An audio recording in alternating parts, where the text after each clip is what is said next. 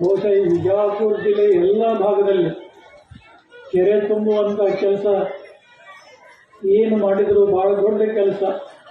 ಇವತ್ತು ಮಳೆ ಹೆಚ್ಚು ಆಗದೇ ಇದ್ದರೂ ಕೂಡ ಇಲ್ಲೆಲ್ಲ ಹಸಿರನ್ನು ನೋಡಿದರೆ ಎಲ್ಲ ಕೆರೆಗಳಿಗೆ ಏನು ನೀರು ತುಂಬಿದಾರಲ್ಲ ಅದರ ಪರಿಣಾಮದಿಂದಾಗಲೇ ಅಂತರ್ಜಲ ಹೆಚ್ಚಾಗಿ ಬೋರ್ವೆಲ್ಗಳಲ್ಲಿ ನೀರಿದೆ.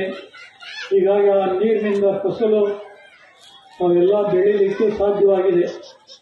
ಬಹುಶಃ ಅವರದೇ ಸರ್ಕಾರದಲ್ಲಿ ಈ ಸಲವೂ ಕೂಡ ಜನಸಂಪನ್ಮೂಲ ಅವರಿಗೆ ಏನಾದರೂ ಕೊಟ್ಟಿದ್ರೆ ಆ ಕಥೆ ಬಹಳಷ್ಟು ಬೇರೆಯೇ ಇತ್ತು. ಅಷ್ಟು ದೊಡ್ಡ ಪ್ರಮಾಣದಲ್ಲಿ ಮಾಡಲಿಕ್ಕೆ ಸಾಧ್ಯ ಇತ್ತು. ಆದರೆ ಅವಕಾಶ ಸಿದ್ದರಾಮಯ್ಯ ಅವರು ಕೊಡಲಿಲ್ಲ. ಖಂಡಿತವಾಗಿ ಅವರಿಗೆ ಭಾಳ ಬೇಕಾದವರು. ನಾವು ಅವರಿಗೆ ಶಿಕ್ಷೆ ತನಕ ಆಶಯದಾಗಿ ಇಟ್ಕೊಂಡಿದ್ವಿ. ಆದರೆ ಅದು ಬೇರೆಯವರ ಪಾಲಾಯಿತು. ಆದರೂ ಕೈಗಾರಿಕಾ ಸಚಿವರಾಗಿ ಈ ರಾಜ್ಯದಲ್ಲಿ ಜಿಲ್ಲೆಯಲ್ಲಿ ಏನೇನು ಹೊಸ ಕೈಗಾರಿಕೆಗಳನ್ನು ಮಾಡಬೇಕು ಅವುಗಳನ್ನು ಪ್ರಾರಂಭ ಮಾಡಲಿಕ್ಕೆ ಭದ್ರವಾದಂಥ ಬುನಾದಿ ಹಾಕ್ತಾ ಇದ್ದಾರೆ. ವಿದೇಶಗಳಿಂದ ಹೆಚ್ಚಿನ ನೆರವು ಆ ಕೈಗಾರಿಕೆಗಳನ್ನು ಇಲ್ಲಿ ಸ್ಥಾಪನೆ ಮಾಡಲಿಕ್ಕೆ ಅವಕಾಶಗಳನ್ನು ಕಲ್ಪಿಸಿಕೊಡಲಿಕ್ಕೆ ಮುಂದಾಗಿದ್ದಾರೆ ಅಂತ ಎಂ ಬಿ ಪಾಟೀಲ್ ಒಂದು ಸಹಕಾರದಿಂದ ಬಹುಶಃ ನಮ್ಮ ಮಮದಾಪುರದ ಶ್ರೀಗಳವರು ಎಂ ಬಿ ಪಾಟೀಲ್ರಿಗೆ ಬಹಳ ಹತ್ತಿರದ ಸ್ವಾಮಿಗಳವರು. ನಮ್ಮ ಆಲ್ಮೇಲ್ ಶ್ರೀಗಳಾಗಲಿ ತಡವಲಗ ಶ್ರೀಗಳಾಗಲಿ ಇವರೆಲ್ಲ ಮೇಲಿಂದ ಮೇಲೆ ಸಂಪರ್ಕದಲ್ಲಿ ಇರುತ್ತಾರೆ. ಹೀಗಾಗಿ ಆ ಜವಾಬ್ದಾರಿಯನ್ನು ನಮ್ಮ ಮಮದಾಪುರ ಶ್ರೀಗಳವರ ಮೇಲೆ ನಾವು ಹೆಚ್ಚಿನ ಜವಾಬ್ದಾರಿ ಕೊಟ್ಟಿದ್ದೇವೆ. ಮುಂದಿನ ದಿನಗಳಲ್ಲಿ ಆದಷ್ಟು ಬೇಗನೆ ಭೂಮಿ ಪೂಜೆ ನೆರವೇರಿಸಿ ಆ ಕಟ್ಟಡ ಕಾರ್ಯ ನಡೀಲಿ ಅನ್ನುವಂಥ ಅಪೇಕ್ಷೆಯನ್ನು ಈ ತುಂಬಿದ ಸಮಾರಂಭದಲ್ಲಿ ನಾವು ಹೇಳಲಿಕ್ಕೆ ಬಯಸ್ತಾ ಇದ್ದೇವೆ.